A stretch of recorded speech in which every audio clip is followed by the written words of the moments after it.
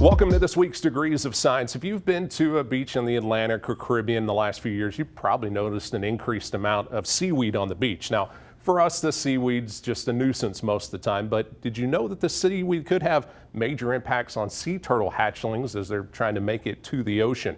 Well, today we're talking with Dr. Sarah Milton. She's a professor of biological sciences at Florida Atlantic University, and she just did some recent research that was published in the Journal of Coastal Research. So, Dr. Milton, thanks for joining us.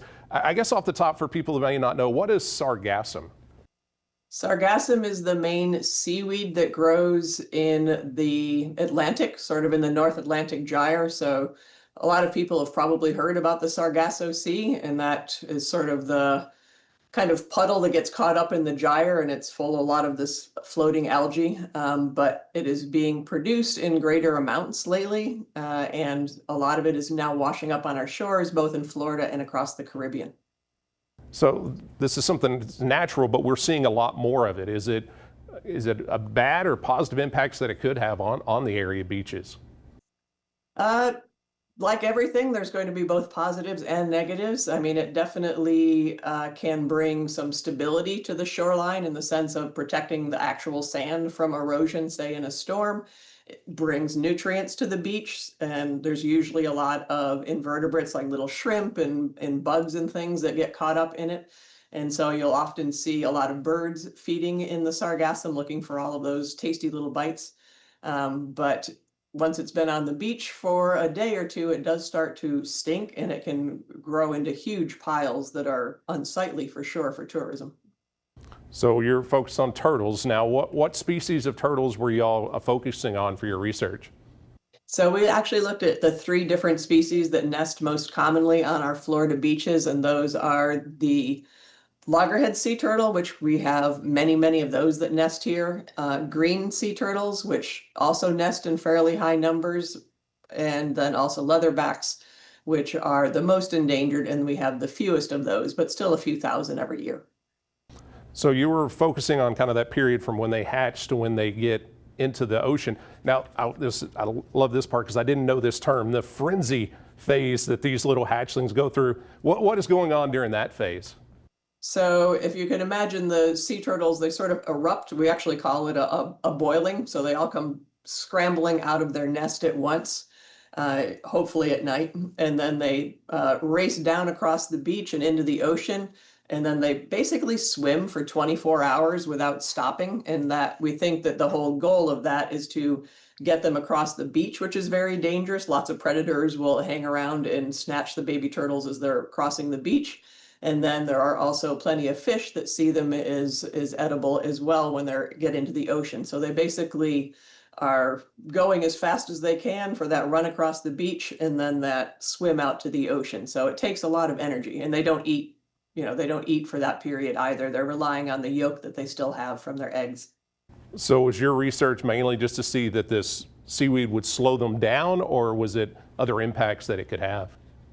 Yeah, we were looking to see, I mean, we know there was previous research done at FAU by a different faculty member and student where they showed that once the sargassum piles got up above, say, a foot, the baby turtles weren't able to cross that at all, that it was just too high.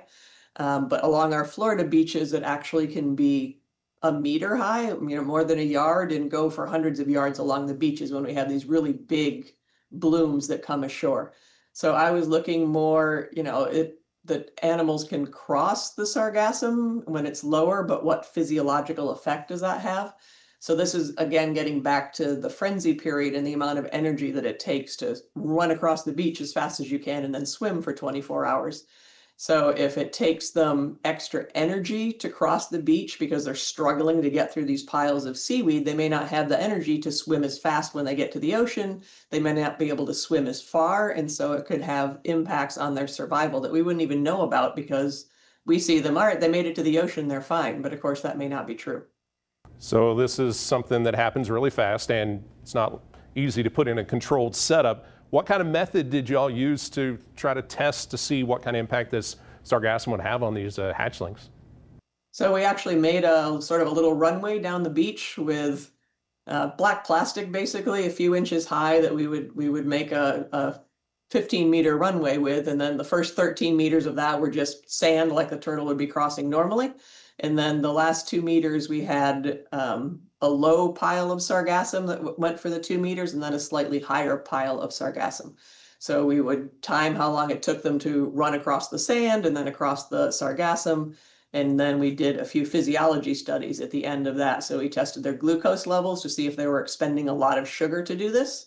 And we also looked, basically put them in a bucket upside down and timed how long it took them to flip back over, because that would mimic what happens in the ocean. Of course, when they get into these waves, they're being washed all over the place because they're very tiny little turtles compared to the size of the waves. So it's not easy to time out exactly when these turtles are going to hatch, or are y'all just having to wait a lot of nights to see if a certain one would hatch to set all this up? Yes, though mostly that's the graduate student, not me. So yeah, we have an idea when they're going to hatch, since it depends on the temperature of the beach, how hot it is. And so the hotter the sand is, the faster they develop. And so we weren't studying every nest on the beach. So we knew from the other nests, we know when they're laid and when they hatched, because that is monitored on our beach. So, we know if they're hatching at about 50 days or they're hatching at about 45 days. And then the nest that we're going to use, we put a cage around, and then you can go out and monitor the cage and get the turtles as soon as they come out of the sand. So what kind of results did y'all end up finding with this research? We found it didn't actually seem to bother them too much physiologically, in the sense that the glucose levels weren't wildly different. They didn't seem to be super tired, so they didn't have any problem flipping back over in the water. But it did take them much longer to cross the sargassum than it takes them to run across the sand, which isn't too surprising, but some of them it took quite a bit longer. And many of them had trouble actually climbing up onto the sargassum. We had it at about a 45-degree angle. And we had some that we had one that flipped over 20 times trying to climb up. He would get partway up and then fall on his back and have to flip over and crawl partway up and fall on his back and have to go back up again. I should say her back. They're probably all female. So it wasn't the physiology per se, in the sense of it stressing them too much, but it just takes so much longer. That leaves them much more vulnerable to predators, or they might get stuck in the sargassum entirely and be out there in the morning when the sun comes up, so then they're at risk of overheating and dehydrating. So it's a timing problem more than a physiology problem. And was there a certain species of turtle that seemed to have more of an issue compared to others? The leatherbacks, for sure. We found the green turtles were kind of the best at it. It might be because the green mothers tend to nest further up the beach, closer to the dunes. And so the hatchlings, they have farther to go to get to the water, but they also may have to contend with vegetation and stuff up in the dunes. And so they may just be better adapted through evolution to deal with these sort of obstacles. The loggerheads also did okay, and they both have also a claw on their front flipper, which might help them sort of gain traction when they're trying to climb up these piles of seaweed.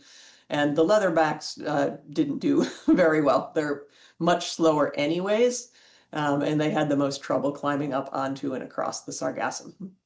And you mentioned y'all were a lot nicer to these turtles than what it could be in the regular setup. Some of these beaches just get so much build up, so it could even be even harder than what y'all put in your study, right?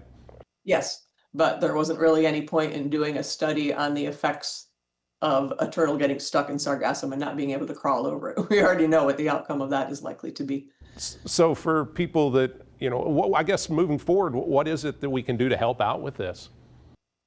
It's always going to be a sort of a double-edged sword, because you think, oh, well, the obvious thing is just to rake up all the sargassum, but which is what we do here in Florida for the most part, because we rely so heavy on tourism and just people that live along the beach. They don't want these huge stinking masses of rotting seaweed on their beaches, which is understandable. But like I said, it does bring in nutrients. It is a food supply. It does help stabilize the beach. So you don't just want to necessarily always rake it up all of the time on the assumption that it's bad for sea turtles, because it's good for other things, right? So there has to be some kind of a balance between getting rid of these massive piles that are clearly turtles aren't going to get across, and people are going to hate, and leaving some of the seaweed on the beach for the benefits that it does provide to the ecosystem. Kind of that happy balance, I guess, you're looking for there. Does the seaweed usually come in about the same time as these hatchlings occur? Yeah, it's been washing up in these huge amounts, mostly in July, some in August, maybe a little bit in June. So the peak of sea turtle nesting happens to coincide with the peak of the seaweed, which has been washing ashore lately.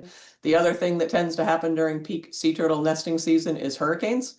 So they do have a lot of challenges nesting on our beaches, but fortunately the mothers tend to nest, 5 or 6 times across the course of one summer. So any given, summer, weeks of sargassum piled on the beach might affect some of the nests, but not necessarily all of them. And the same would be true of a hurricane.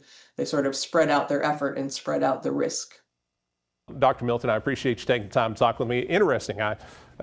Turtle lover myself, and really interesting to see how this impact had on them. So thank you for taking the time to talk with me. Happy to. Thank you.